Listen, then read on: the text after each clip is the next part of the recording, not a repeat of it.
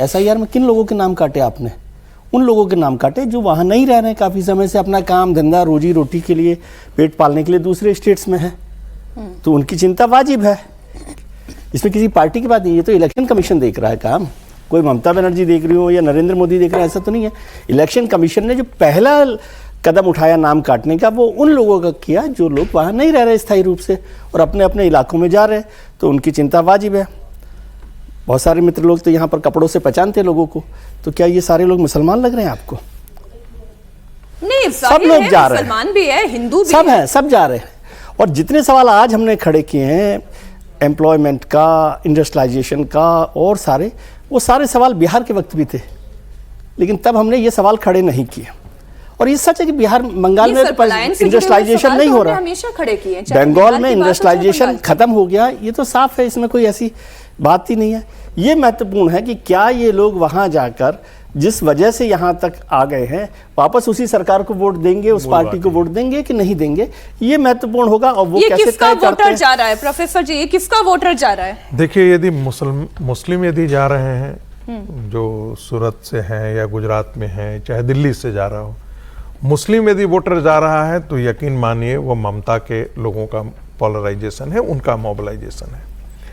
यदि हिंदू वोटर जा रहे हैं तो यकीन मानिए वो भारतीय जनता पार्टी के लिए जा रहे हैं। इसमें कोई मुझे इफ एंड बट नहीं है। मैं ये नहीं कह रहा हूँ कि सारे के सारे हिंदू जो है वो ममता के खिलाफ वोट करने जा रहे हैं, लेकिन सारे के सारे मुस्लिम जो हैं वो भारतीय जनता पार्टी के खिलाफ वोट करेंगे।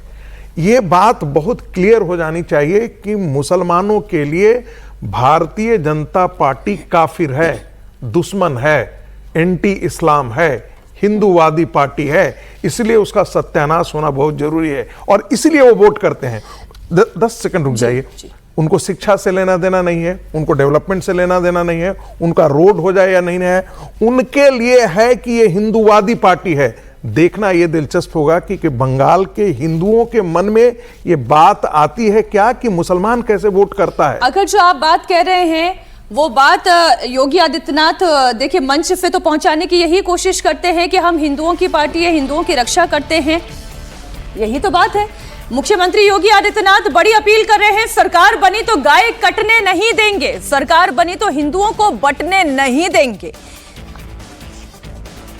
अब सबका आह्वान करूंगा, मैं तो आपसे कहूंगा, ये बंगाल की धरती है, भारत की संस्कृति की, भारत की आध्यात्मिक परंपरा की धरा।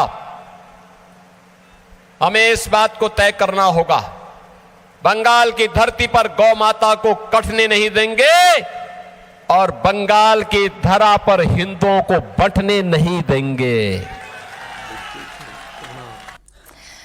तो जो बात योगी आदित्यनाथ कह रहे हैं हिंदुओं को बंटने नहीं देंगे, अब यूपी बिहार में जो हिंदुओं के अंदर जाति विभाजन है, इस तरीके का विभाजन आपको पश्चिम बंगाल में नहीं दिखाई देगा।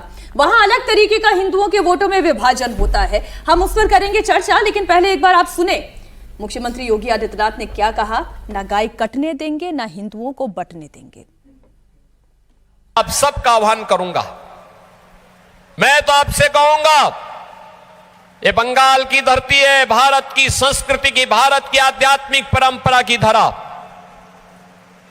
हमें इस बात को तय करना होगा, बंगाल की धरती पर गौ माता को कटने नहीं देंगे और बंगाल की धरा पर हिंदुओं को बंटने नहीं देंगे। तो हिंदू वोट के प्रबंधन का जो प्रयास इस वक्त भारतीय जनता पार्टी कर रही है, समीर जी आपका रिएक्शन पहले तो यही, जो अभी मुख्यमंत्री योगी आदित्यनाथ ने कहा कि हिंदुओं को बंटने नहीं देंगे। देखिए, मुझे लगता है कि योगी आदित्यनाथ ने जो बंगाल के जनता से, मतदाताओं से जो अपील किया, मुझे लगता है बंगाल के हर हिंदू को ये सुनना चाहिए।